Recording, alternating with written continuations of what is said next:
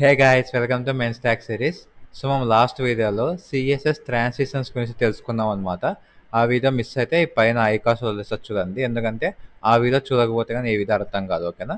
So ఈరోజు ఈ వీడియోలో మనము సిఎస్ఎస్ ట్రాన్స్ఫార్మ్స్ గురించి తెలుసుకుందాము. సో ట్రాన్స్ఫార్మ్స్ అనేవి ఎలా యూజ్ చేస్తాము, మొత్తం దాని స్టైలింగ్, అన్ని ప్రాపర్టీ వాల్యూస్ అని తెలుసుకున్నాము. మన ఛానల్లో మెన్ స్టాక్ సిరీస్ సంబంధించి every Monday and Thursday evening 7:10 PM కొత్త వీడియో వస్తుంది. సో ఎవ్రీ వీడియోకి 2 days గ్యాప్ ఉంటుంది కాబట్టి ప్రాక్టీస్ చేయండి. డౌట్స్ ఉంటే కామెంట్ సెక్షన్లో పోస్ట్ చేయండి. అలాగే ఈ వీడియోస్ మిస్ కాకుండా ఉండాలంటే సబ్స్క్రైబ్ చేసి బెల్ ఐకాన్ క్లిక్ చేయండి. మీకు నోటిఫికేషన్ వస్తూనే ఉంటుంది. సో ఇంకా స్టార్ట్ చేద్దాం.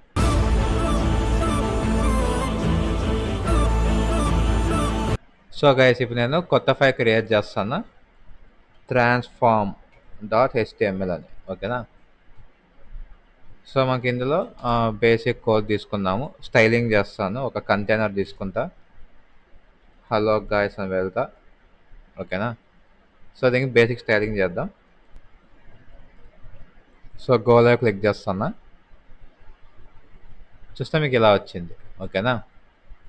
ఇప్పుడు ఫస్ట్ ప్రాపర్టీ వచ్చేసి ట్రాన్స్ఫార్మ్ అనమాట. ఓకేనా? ప్రాపర్టీ సేమే ఉంటుంది, వాల్యూస్ ఒకటి మారుతాయి. సో ఫస్ట్ వాల్యూ వచ్చేసి ట్రాన్స్లేట్, అంటే మనము ఉన్న చోటు నుంచి ఇంకో చోటికి మూవ్ చేసేదానికి. ఓకే? సో దీంట్లో మనకి ఇన్ని టైప్స్ ఉన్నాయి. ట్రాన్స్లేట్ ఒకటి, 3D ఒకటి, ఎక్స్ ఒకటి, వై, జెడ్. ఓకేనా? నేను అన్ని ఎక్స్ప్లెయిన్ చేయను, అన్ని ఏవో చెప్పి ఒక ఎగ్జాంపుల్ చూపిస్తా, మిగతా మీరు ప్రాక్టీస్ చేయండి. ఓకేనా? లాస్ట్ వీడియో చెప్పినట్టే అన్ని నేను చెప్పేసి మీరు జస్ట్ వీడియో చూసి, నేను పెట్టే మెయిన్ స్టాక్ చేసి అన్ని వీడియోస్ చూడండి, కానీ మీరు ప్రాక్టీస్ చేయకపోతే మీకు ఒక్క ముక్క రాదు. ఓకేనా? సో ప్రాక్టీస్ చేస్తేనే మీకు డౌట్లు వస్తాయి, అలాగే మీకు కాన్సెప్ట్కు బాగా అర్థం అవుతుంది. సో ఫస్ట్ నామ ట్రాన్స్లేట్ అని యూజ్ చేద్దాం. ట్రాన్స్లేట్ అని యూజ్ చేసినప్పుడు మనకు ఓవరాల్ ట్రాన్స్ఫార్మ్స్ అనేది ఎప్పుడు X axis, Y axis, Z axis మీద డిపెండ్ అయి ఉంటుంది. ఓకేనా? సో ట్రాన్స్లేట్ అన్నప్పుడు ఎక్స్ యాక్సిస్లో నువ్వు ఎంత మూవ్ చేయాలి, 200 పిక్సెల్ ఇచ్చా అనుకోండి. చూసారా? ఎక్స్ యాక్సిస్ అంటే హారిజాంటల్గా 200 పిక్సెల్ అనేది మూవ్ అయింది అన్నమాట ఇది. ఓకేనా?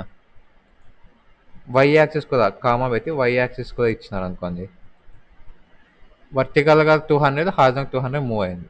కానీ మనకి ఇక్కడ ఎఫెక్ట్ ఏం లేదు. ఓకేనా?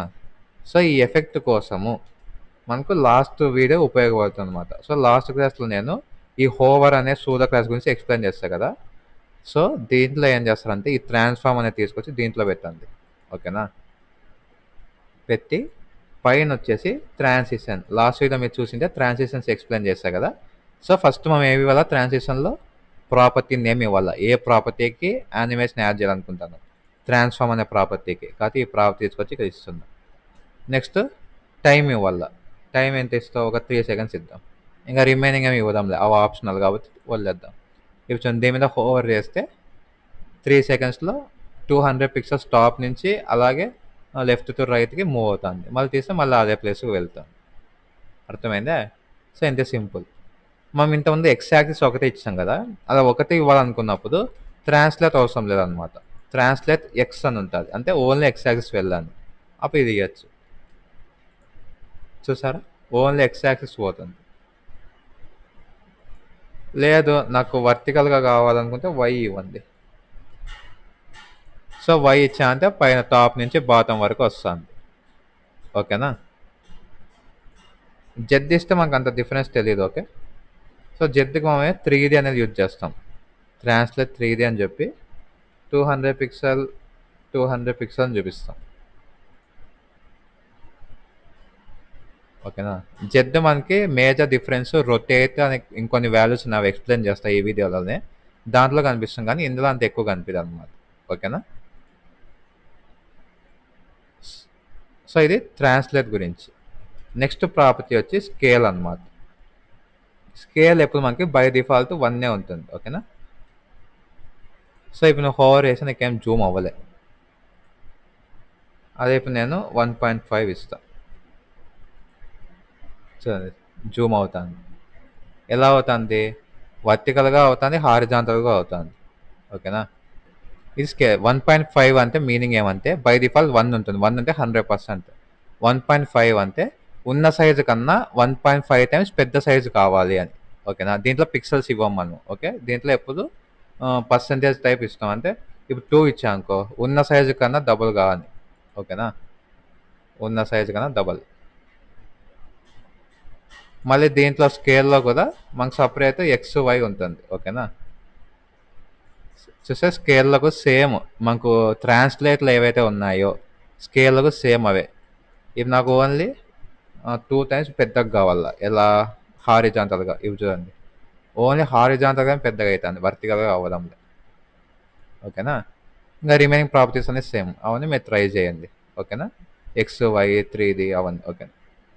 నెక్స్ట్ వాల్యూ వచ్చేసి రొటేట్ అనమాట. ఓకేనా?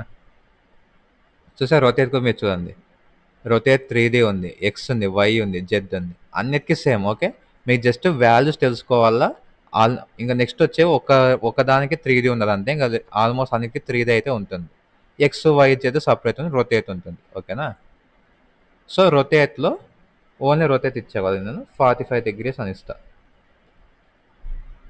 అంటే both X axis, Y axis 45 degrees rotate అవ్వాలి.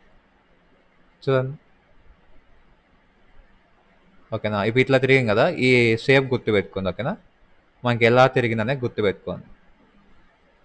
లెఫ్ట్ సైడ్ నుంచి కొంచెం పైకి పోయి కిందకి వచ్చినట్టు కనిపిస్తుంది కదా. ఇప్పుడు నేను రొటేట్ ఎక్స్ ఒకటి ఇస్తా. ఈ చూడండి ఎట్లా తిరుగుతుందో, బ్యాక్కి తిరుగుతుంది. ఓకేనా? అదే రొటేట్ వై ఇస్తా,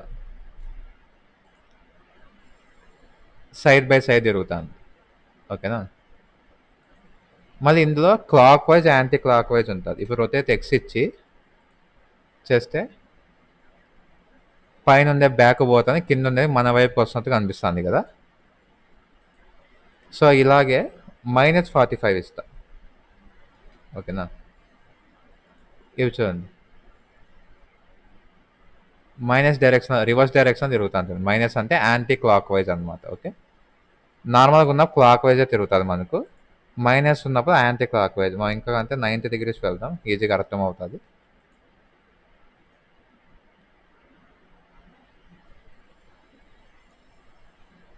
సో ఇప్పుడు మైనస్ తీసేస్తే అనుకోండి,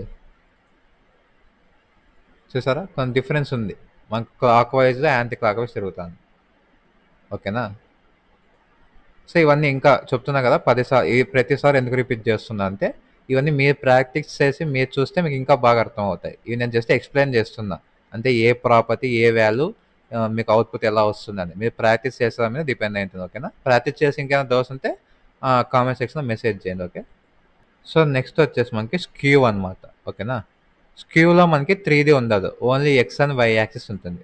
స్క్యూ అంటే కొంచెం టిల్ట్ అయినట్టు చూపిస్తుంది. ఓకేనా? స్క్యూలో కూడా మనము ఒక 30 డిగ్రీస్ ఇద్దాం. చూసారా టిల్ట్ అవుతుంది అవతల సైడ్. అంటే నార్మల్గా ఉన్న షేప్ని కొంచెం చేంజ్ చేస్తుంది. ఇప్పుడు 30 అవతలకి పోతుంది కదా. సో దీంట్లో కూడా మనకు సేమ్ మైనస్ ఉంటుంది.